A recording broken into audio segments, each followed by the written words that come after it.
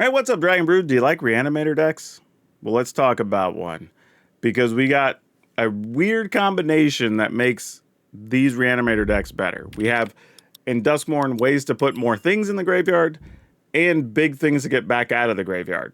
Those are kind of the two main things you need, and this deck's loaded with those. So let's talk about it. I'm actually going to make this list a little easier to follow here for us. There we go. Shrink it up just a little bit. And we're going to start with Fear of Missing Out. A colorless and a red for a 2/3 creature that happens to be an enchantment. So if we do want to make it easier to hit delirium, when it enters the battlefield, you can draw a card and discard a card, which is exactly what you like to do. Well, discard first, then draw. But again, if we get to put those monsters in the graveyard to set up to get them out later. And then when Fear of Missing Out attacks, if it's the first time each turn, if there are 4 or more things in the graveyard, basically you have delirium, then you get to untap a creature and you get an additional attack step. Guess why that's important? If you have an Overlord and you get to attack again, they get that attack trigger one more time. That's actually big business. This is really, really good. Same thing could be said of Glissa Sunslayer. Getting to attack with this multiple times is degenerate and awesome. But Glissa, we all know what it is. 3 mana, 3/3, first strike, death touch. And when it attacks, you can choose to either lose a life, draw a card, destroy an enchantment, or remove 3 counters off of a permanent. Couple of things here. Because we're going to be playing some Overlords, we can remove our own counters from stuff that's impending. Super sweet. But also destroying enchantments. There's a lot of enchantments in Duskmourn, so that means you're going to be able to destroy rooms, any of the endless whatevers, you know, all the glimmer creatures, like just all kinds of things you're going to be able to kill with this. So yeah, Glissa's about to become some big business all on her own.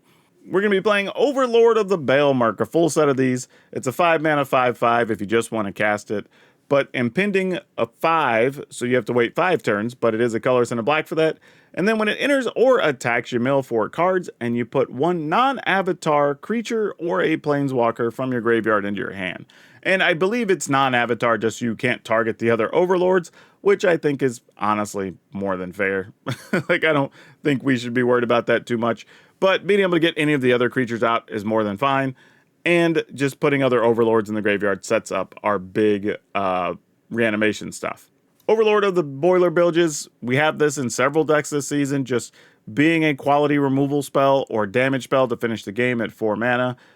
Also, just being a big 5/5 body. This checks a lot of different boxes for a lot of decks, so expect to probably even get a little tired of this card. But it's actually super sweet, and it also counts as an enchantment, again, trying to get us closer to delirium. Piggy Bank is going to be in a few lists as well. It's a 3 mana 3/2, or 2 mana 3/2, excuse me.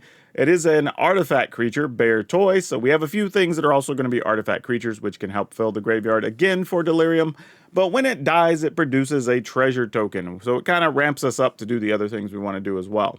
There's a Swarm Weaver. We're playing a couple of copies of this, a 4 mana 2/3. When it enters, you create 2 1/1 black and green insect creature tokens with flying, and then if you have delirium, which is 4 different types in your graveyard, insects and spiders get +1/+1 and have death touch.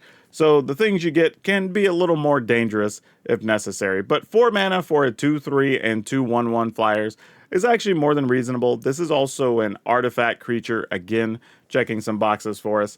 And Wildfire Wickerfolk. This is a 2 mana 3/2, which I do have this in a couple of lists already. But again, for hitting delirium, it's an artifact creature. Happens to be a scarecrow, but it does have haste. And it also gets +1/+1 and trample if you have delirium. So there's a possibility you play this for 2 mana 4/3 with haste and trample, which is ridiculous value. Otherwise, you pay 2 mana and you have a 3/2 with haste, and that's still more than reasonable. But what's all this Reanimator business we're talking about? Well, Lich Knight's Conquest. Now, for those of you who forgot about this card from Wilds of Eldraine, it is a 5 mana, so 4 colorless and a black for a sorcery. You sacrifice any number of artifacts, enchantments, and or tokens. Return that many creatures from your graveyard to the battlefield. Now, I don't know if you've been paying attention so far this video, but guess what we have? We have Fear of Missing Out, which is an enchantment that we could sacrifice to this. We also have other Overlords, which we probably aren't sacrificing, but could if we wanted to re-trigger something out of the graveyard.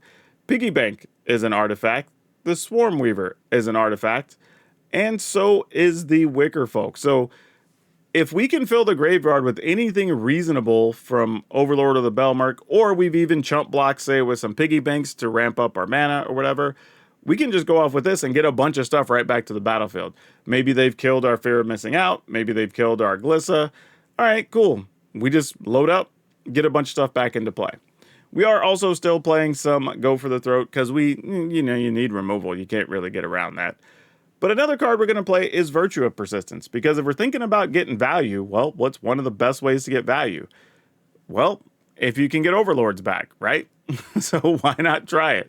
Especially if we've already discarded stuff to Fear of Missing Out. We've already discarded stuff or milled stuff from the Belmark. Like, this sets up really nicely for us.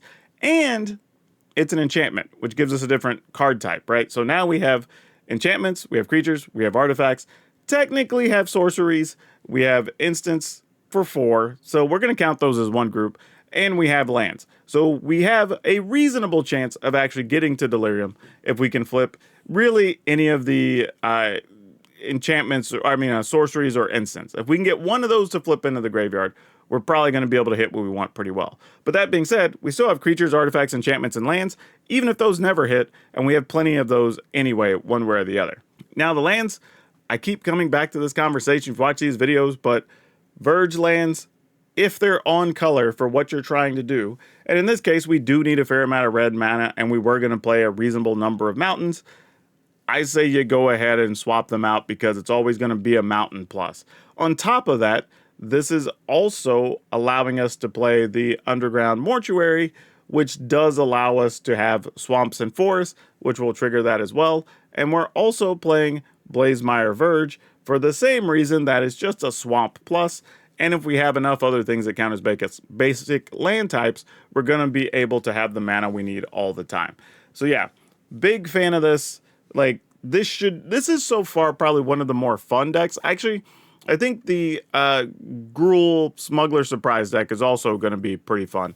But this is another one that's up there that you could just come out of nowhere, get a Overlord, Glissa back, and just have a ridiculous board for the opponent to deal with. You put more things in the graveyard, put another card in your hand, you destroyed something on your opponent's side or took out their Planeswalker. So much value here. Like, so much value to be had with this deck. Like, this should be a whole pile of fun. But, as always, check it out. Try it for yourself. Or, I should have a video footage around something during the next few days so you can catch me playing it.